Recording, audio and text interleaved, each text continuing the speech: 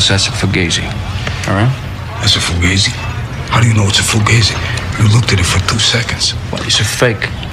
Yeah, I know what a Fugazi is. It's all a Fugazi. You know what a Fugazi is? No, Fugazi. It's a fake. Yeah, Fugazi. It's a wazi, it's a woozy, it's a fairy dust.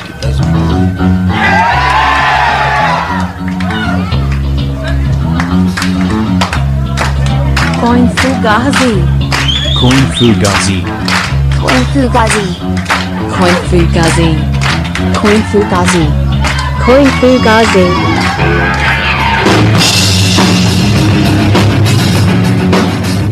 All right, it is indeed an honor to have Emin Gün Sirer.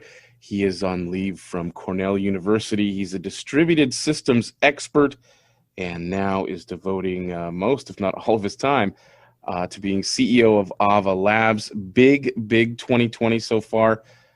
We've been speaking off and on, formally podcasting and exchanging emails and so on for a couple of years.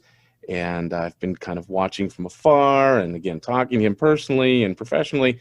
And it's really interesting to see all the things that he's been talking about sort of coming to fruition, including big news of yesterday for a mainnet launch very, very soon. So there's a ton to talk about, ton to get into. And before we do all of that, Emin, thanks so much for coming on. I really appreciate it. Thank you so much for having me, Edward. It's a lot of fun to chat with you. Always, always, always. So first off, let me chastise you a little bit and do my Long Island school marm voice here. Emin, why are you taking our Bitcoin Cash developers? You're poaching them all. You've got Tyler Smith. You've got Gabriel Cardona. You've got our studs, our stars. Why in the heck are they going over to Ava Labs? Why? It's a great question. So first of all, I have to do what I have to do. I have to assemble a dream team. I've been very lucky, I think, in being able to build a fantastic group of developers, Tyler Smith and Gabriel Cardona included, of course. And why are they coming to the world's best platform? I don't know. It's almost as if these folks really love the tech and they flock to the coolest tech wherever they see it. Boom. Talk about a softball. Well, yeah, of course. But anyway, those are two fantastic guys, and Gabriel, I know of the two a little bit better, and you're just not going to find a better mind than a guy that's just willing to work. So that's super interesting news. Your quick take, your hot take, then on the state of Bitcoin Cash, which is starting to get news as it usually does for all the wrong reasons, and will in the next couple months. What's your feeling? Just again, this is a totally unfair question to you, but just kind of quickly as we go through some of the major projects in crypto here, what's your general feeling on Bitcoin Cash? Sure. Very quickly, I'm sad to see it in the state it's in. The community is at odds with one of the main developer groups, or vice versa, however you want to put it. Not that it matters. It's a symmetric situation. Bitcoin Cash, to me, represents the continuation of the vision outlined in the Satoshi white paper. And I want it to succeed. I believe it can. And but part of the success is social, and part of that success relies on the community finding a way to work together. And I hope that that it resolves itself without having the hash power split itself up. If the hash power splits itself up further, I'm afraid that Bitcoin Cash will come under hash attacks. And it already did come under one hash attack with BSV, the BSV fork. I was involved in that, and in protecting BCH during that.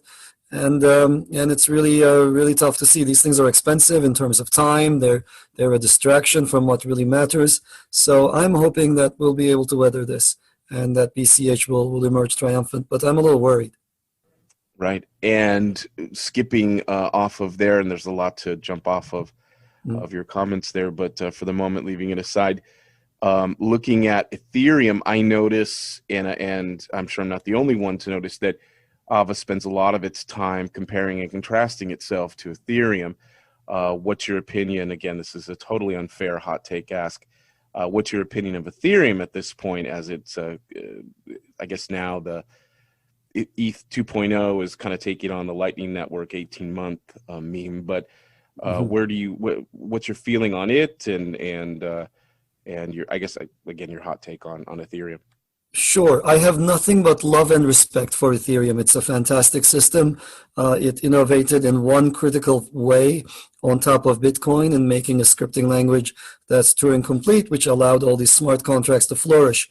But today, Ethereum is bogged down, and DeFi, which is a really exciting field, is being pulled back by these huge fees.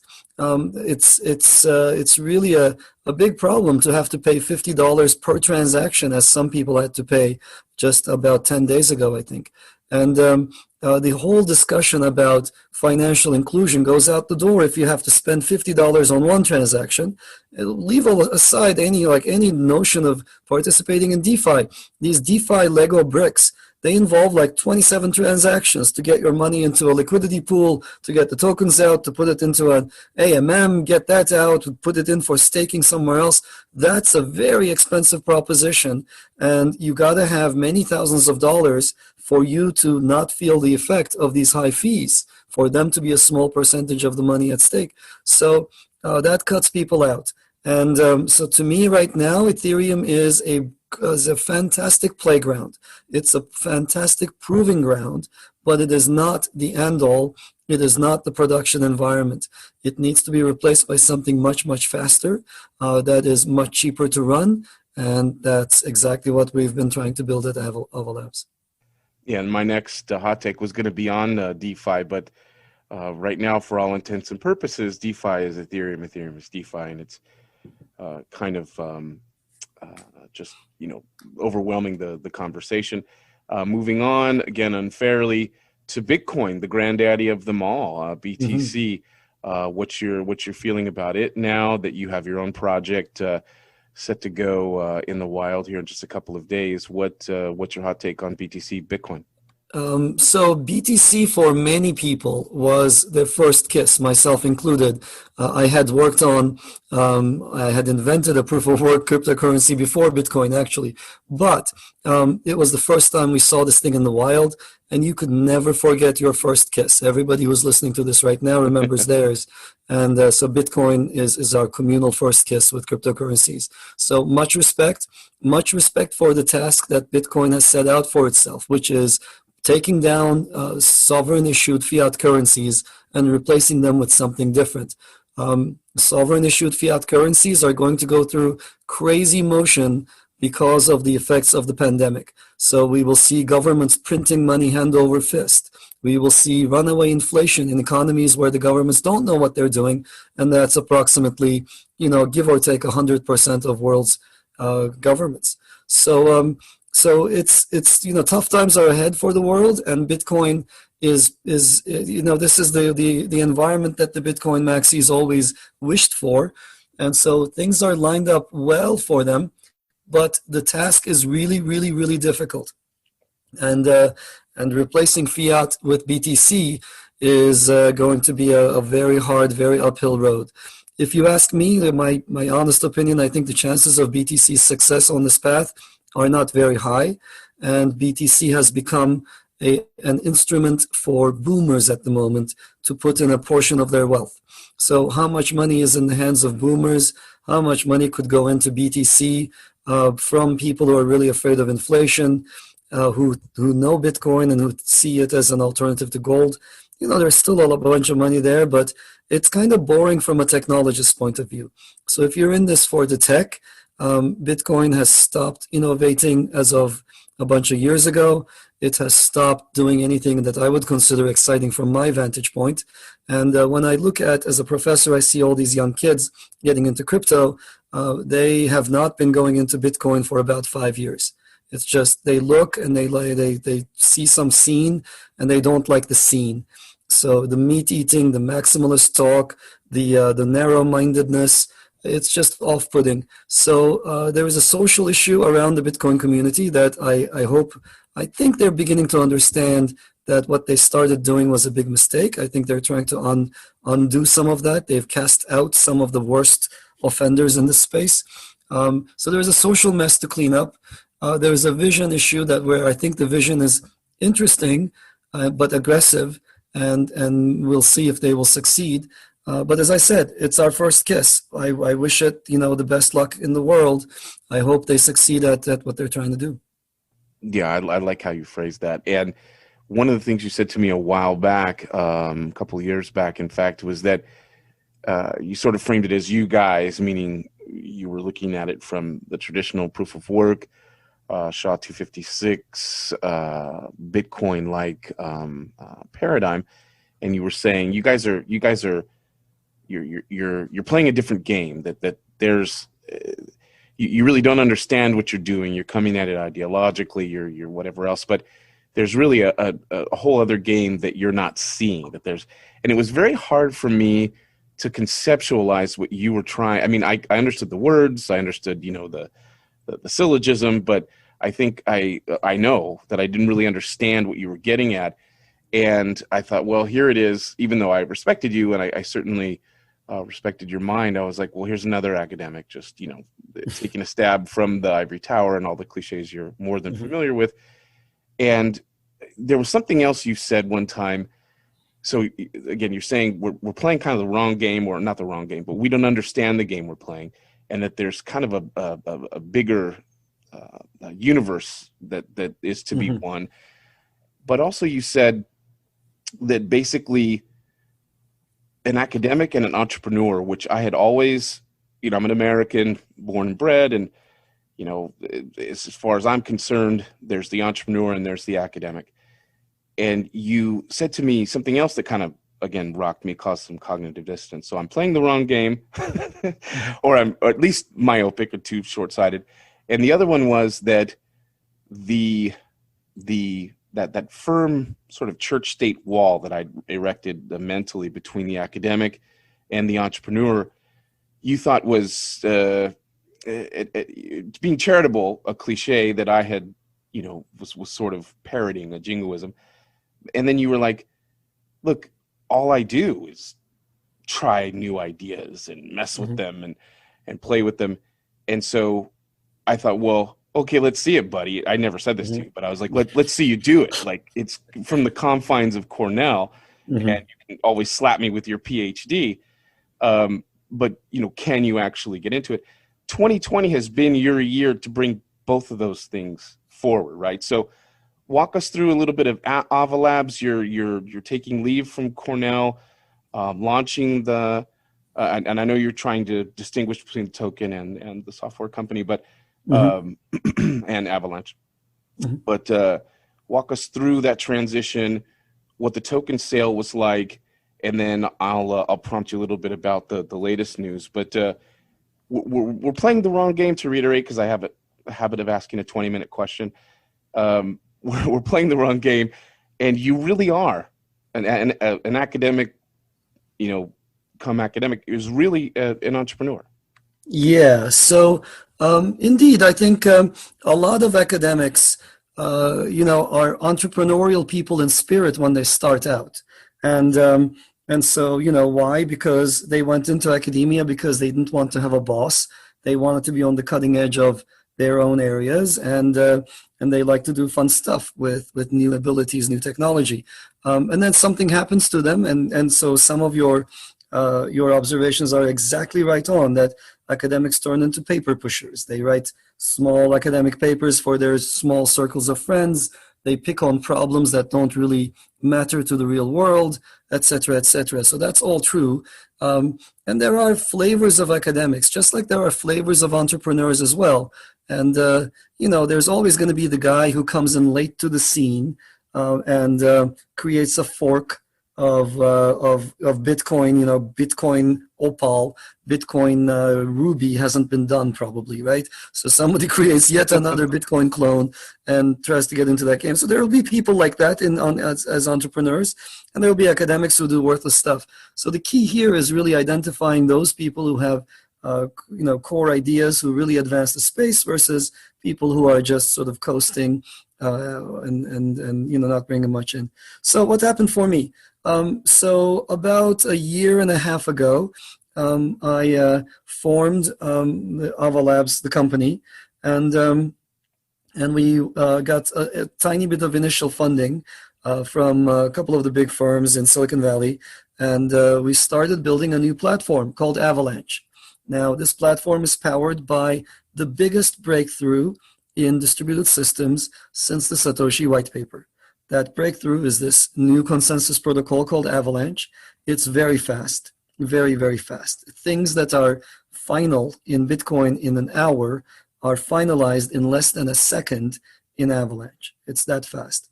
It can do many thousands of transactions per second. It is faster than Visa without any decentralization compromise. To the contrary, it's more decentralized than all of the POW proof of work currencies. So we hold the world record in the number of block producers, active block producers. We had 1,000 participants in block production. This is something that no other protocol can say. They have ways of padding their numbers, but in the production of any given block, they typically have to have a small number of people involved. So this is a pretty nice system. It has these cool features, and it doesn't just innovate on the consensus protocol front. It innovates on a bunch of other axes. It has a different vision than all of the currencies out there. It is not trying to compete with Bitcoin. It's not trying to be a fiat currency.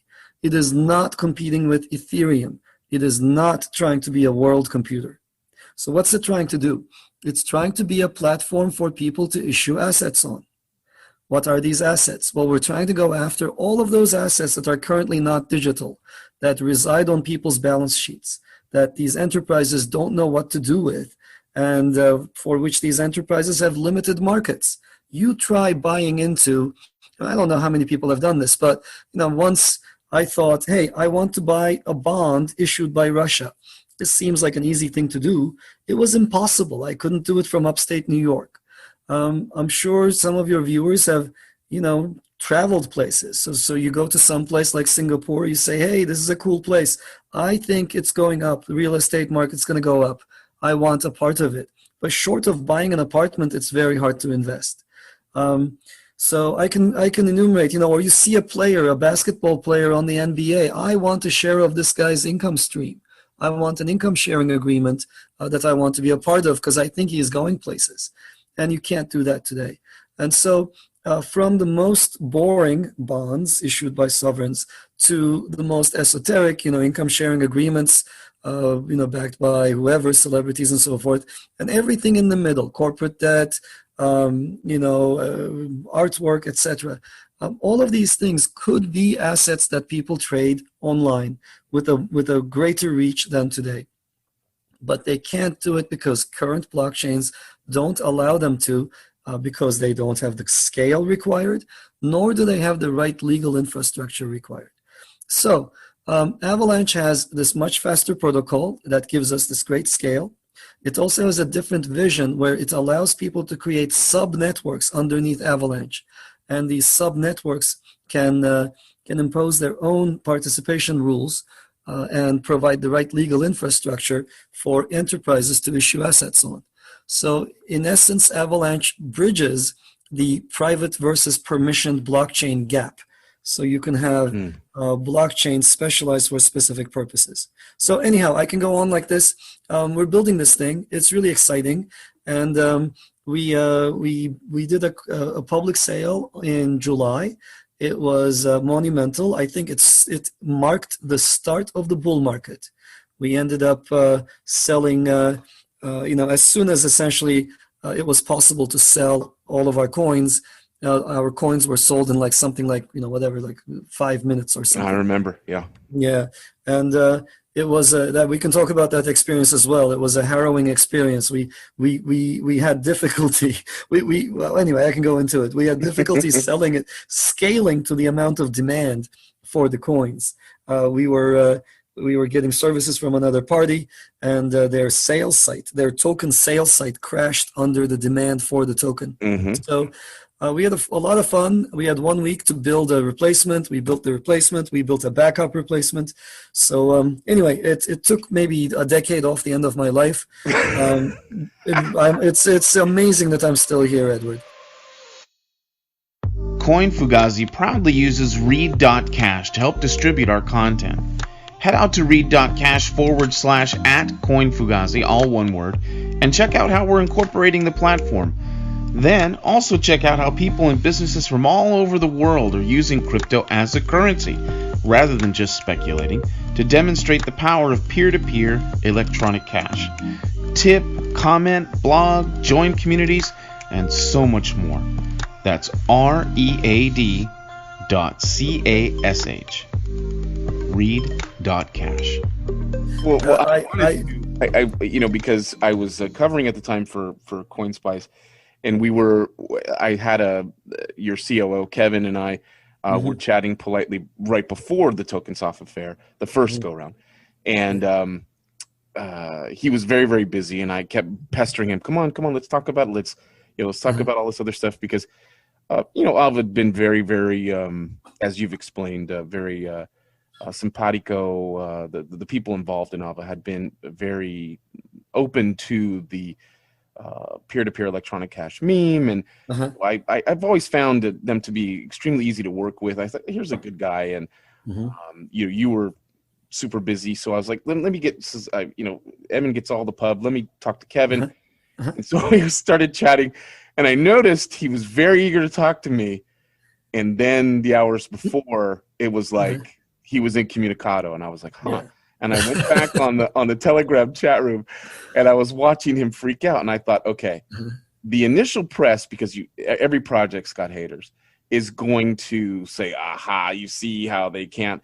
And I thought, no. The measure is how they recover from this. So, things happen. Things, you have a perfect sort of thing, and then you think, oh, well, this is a company that's handled these sorts of distributions before, and we'll defer to their expertise and kind of weave everything in, and you've got to, with regulation, kind of separate, divisions. And so in some cases, you got to let it go, which is very difficult to do.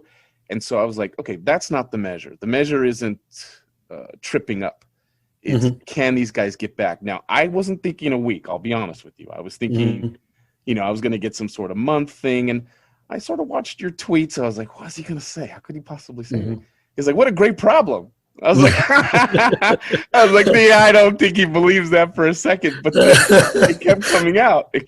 You guys kept saying it. Look, there's demand. There's all sorts of issues. Yeah. There wasn't any blame, which I think would have been very easy to do, and to shit on, a company and none of that. It was like, this is what really impressed me about Ava. So we've got the theory, which you hilariously just said. I could go on and on about what Avalanche is supposed to do.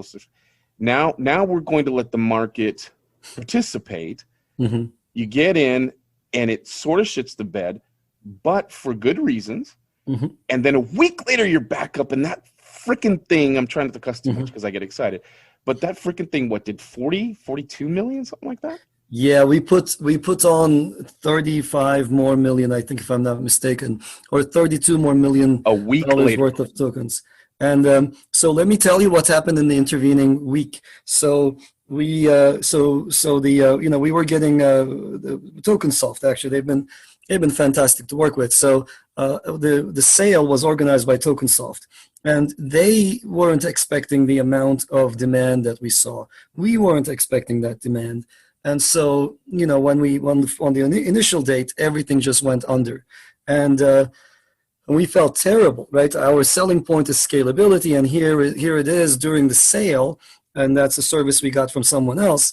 We had a scalability problem. This is kind of ironic. Of course, it brings out the haters. They say stuff. And as you said, it's not a big deal as long as you can recover from it. But the stakes are now very high. If we have a second failure, that's going to be the end of the project. So to not fail, we ended up working very closely with TokenSoft. We went through their code. We debugged their problems and worked with them to make sure that their code could scale. While we were doing this, we weren't so sure that we'd be able to fix their code to this level. So we ended up developing our own replacement website that's scalable, that's based on a completely different technology, et cetera, et cetera. And then, as is usually the case with any kind of a developer team, there was a split between me and one of the fellows working with me, and he wanted to do things one way. I was like, okay, it's not bad, but it's also not what I would do. So we split up, And then he did it his way, I did it my way. So we ended up building 3 different websites for scalable token sales to the public. And two of them were backups, and one of them was the main one. We ended up going through with TokenSoft, and the day before the second sale, we ended up deciding, based on the amount of demand, that there would be demand for 32 more million of tokens. That had not happened since 2007. So we put that up on there, and it was all based on scientific surveys. We're very science-driven and data-driven as a company. So we knew the demand was there, but as soon as we announced that we would sell 32 more million of tokens, we ended up getting, you should see my messages. It's like, you just committed seppuku. You're an idiot. You're a moron. Nobody does this. No one has sold more than like 11 million. There are other coin sale sites, and they were counseling us that nobody would get more than 9 million. So here we are with like a sum total of a bunch of tokens to sell, and everybody, every single person was telling us, just back out of this now. You made a huge mistake, and you gotta undo this. And we felt that they were wrong. We felt that the demand was there. And you know what? It's kind of interesting. We brought that demand in from different sources. We brought in a lot of first-time crypto owners. We appealed to a set of markets and a set of people that normally would not be in crypto. These are technologically driven people. They look for credibility. They're not hype-driven. Everybody who wants to be in Bitcoin is already in Bitcoin, right? BTC. And but this is different. This is like, hey guys, this is like a complete rethinking and redesign of the protocol by a team that knows what it's doing. It's run by professionals. It's the adults in the room. So it brought in a different crowd, and we knew the demand was there. But you never know. And I know I sweated bullets that morning, and then we open it up. We ended up having many thousands of people who participated, which was fantastic. And at some point, the limits get lifted. As soon as the limits got lifted, all of the tokens were sold. Now, the funny thing, though, is this is the funny part. About these islanders in the Pacific, right? Where, they were having their way of life, and then the American planes came in during World War II. Right. And, the cargo cult, right? So now they want the cargo planes back. So they put on coconuts on their ears and act like, air traffic controllers to bring the planes back again. So what's going on now is I hear that everybody is going to TokenSoft and saying, do for me what you did for Avalanche. It's like, we want to be the next Avalanche. And they create fake scalability crashes, or they want to create fake scalability crashes just to repeat the things that we did. It's like, no, guys, this is not how it works. It's not this. We were there on day one. It happened to us, and we didn't know what the outcome was going to be. We sweated bullets. You don't just fake your way through this and fake demand for your project. Anyway, it's a funny world out there. Yeah. Very, very proud to be at the cusp of that next bull run. And you know how the bull run has been going. It's been going very well since then. Since mid-July, everything's taken off. Yeah, and the week of that drama cannot be understated. I was there, and I'm not. I don't have any vested interest in Ava. It's purely journalistic, even to this point. And so as we're talking now, and I was just looking at it from an outside observer point of view, and I was waiting, certainly for me on the journalistic side, it would have been interesting to watch, everything, even though I like you personally, to watch for the spectacle, to watch you guys crumble, and then all the haters kind of pile on, And I was Edward, I thought we were friends. Come on. Throw you under the bus for a buck for some clicks. For some clicks, don't do that. That's right. And so so the drama to me is where the sex is, right? It's where the interest is. And so I was like, God, and I was rooting for you, but I was like, this is going to be interesting because I know, again, a number of the members of your team. And I was like, this is going to be interesting. This is the test right here. It is. It was later to come back and do that. So it was genuine. It was genuine drama. Yeah. Since you know the team members, it was genuine. This is like, I find it funny that people are manufacturing it, but ours was genuine. And but very glad to see the level of support that we did. I'm really proud of the community. It's distributed across the world, more than 100 countries, and thousands of people. Depending on how you slice and dice it, some countries go like there's no predominant geographic distribution. It's just even all over the globe.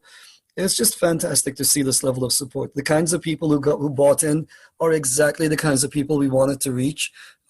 Tech savvy people. It's just wonderful to see what we've been blessed with. So I'm grateful, and I now want to deliver something to them that they can be proud of, that will serve as the foundation for a new generation of financial systems to come. And that's why I love podcasting with you and interviewing, because you always give me the perfect segue. So we go from this drama, which to be honest is a small slice of what you're trying to do. Mm-hmm. And so now you've got the AVAX IOU, you've got the white papers out, you've got a lot of people talking about it. As I mentioned, some very good minds in your camp. But we need a product. We need something out there. And I don't know when I was thinking Mainnet was going to launch, but this took me by surprise. And the number that the crypto media is throwing around is something like $60 million, give or take. And so before I ask the question I want to ask, because I just thought of this again as you were talking, Bitmain is listed as an investor somewhere. Is that, did I get it, or am I mistaking that? I cannot divulge any of our investors without their say so, but I can say the following, and because I have his approval. Jihan Wu is an investor, yes. Whoa, that to me, and I'm not going to draw any conclusions from it, that to me says a lot, because guys on the proof of work side, the POW side, a lot of the miners and even mining pools they'll pretend to take a position that seems moral and ethical, and you shouldn't do this for that or this for that other thing. And it always comes back to Avalanche, which is they see as a threat. And I know you've spent a lot of time saying it is and it isn't, and here's how this works. But it's an interesting wrinkle to me, and I'm just going to leave it there for other people to chew on. That not Bitmain, but Jihan Wu is supportive of your efforts. So I'm very proud of that. I can also name a couple of other vignettes. Like there's one other vignette that I'm really proud of about the sale. Payments come in and you can see where they're coming from. We got a payment directly from the Ethereum Genesis Vertex to Avalanche. Wow. I'm proud of that too. That was really cool. That if that's not a sign of confidence, I don't know what is. Yeah, and that's it. In my experience, similar to the Ava community, the Ethereum community. At the big boy and big girl level is really, really, they're really genuine and nice people. Okay, so moving now into the I say bigger news, which is time for your hair to grow grayer or ish or however you want to put it. Grayer, yes. Yeah. I've got a lot of grays already. even more is coming. So you made an announcement. The rocket ship is taking off. What's going to happen in just a few days from this recording? Yeah, in just a few days, on Monday afternoon, late afternoon, we're going to launch the mainnet, and we plan to, or rather, whatever it is, September 21st, whenever that is. That's Monday. On September 21st, we're going to launch the mainnet, and we're expecting that exchanges will want to list. And we're very excited about that. And it's just the beginning of a lot of things to come. So when we started building things, we did not start to build just a platform. So this is probably something but maybe the viewers who haven't heard me talk before might not be aware of it. But one of the things that I've been doing over and over again in my career is I love to go into areas where a lot of people are making noise but no progress. And I like to say, hey guys, just move aside. Here is the right way to do this. This is kind of like my internal thing. And this is what academics generally do. It's like, hey, you want to solve this problem? Here's a way to solve it. And so That's the take we did on the platform side. We're like, hey guys, you want decentralization? You want high speed? Well, here's a brand new approach that completely appends everything we know about consensus. And so now we have the Avalanche protocol. But we'll be doing essentially a similar take on a number of other areas. So, there's a lot of talk about DeFi applications. There's a lot of talk about dApps. Well, we've got some dApps planned that are going to completely change the face of dApp land and DeFi. People have been talking about identity solutions. Well, that's something that we want to think about as well. Not identifying who you are, but privacy preserving, self-issued identity. And that's something that we plan to be looking at. People are talking about automated market makers, decentralized exchanges. We know how to do these things in a way that's faster, better than current systems. So I'm really excited about what's to come. So we are going to be sure. And when I go to work, and when I look at, the things that we've got to get, put together, the prototypes, they're just so fantastic. They're weighing me down at the moment. I can't wait for the platform to go out so that I can start releasing these other things that we've been working on in secret. And it's going to be a lot of fun for the next year. And yes, it's going to cause more gray hairs, I bet. I'm sure there'll be drama. I'm sure there'll be missteps as well. This is all brand new code. We're not taking somebody else's stuff and putting a little tweak on it. So we wrote everything from scratch. And, there might be missteps. There might be issues, whatnot. But we have a very supportive community. And with their help, I'm sure we're going to overcome all kinds of problems. We've got great business partners. There's a lot of people who are looking forward to solutions in this space. And we've been talking to quite a few of them. And so we're delighted about what's to come. The market situation, the macro situation in the world is ideal for crypto. We're seeing a renewed interest from all corners of the world. And so it's exciting, and I just can't wait. Yeah, either can I. And as a fanboy, and someone who knows the community and is excited to kind of see this iteration of crypto take real life form here. It's super fascinating, and I appreciate all the time you've made yourself and your team available to me and my endeavors to kind of figure it out, suss it out, and play with it. So fantastic! I'm definitely rooting for you, and I know that you've got the team there that can fight through a lot of this. It's going to be super interesting. So I was going to ask you for the general, your sort of prediction of crypto going forward. Which again is a very unfair question, but you kind of answered that. I think crypto will eat the world. That's my short answer. It's an extinction level event for incumbents. These large companies, especially those that provide little value, it's going to be the meteor for many of them. And it's also a huge opportunity for small startups. It's also a huge empowerment for people to take control of their financial destiny. So there is a lot of great outcomes to be had, and I just can't wait for the next decade or so. The great Emin Gün Sirer.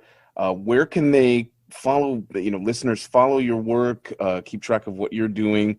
Things AVAX, Avalanche, Ava Labs, and Emin Gün Sirer.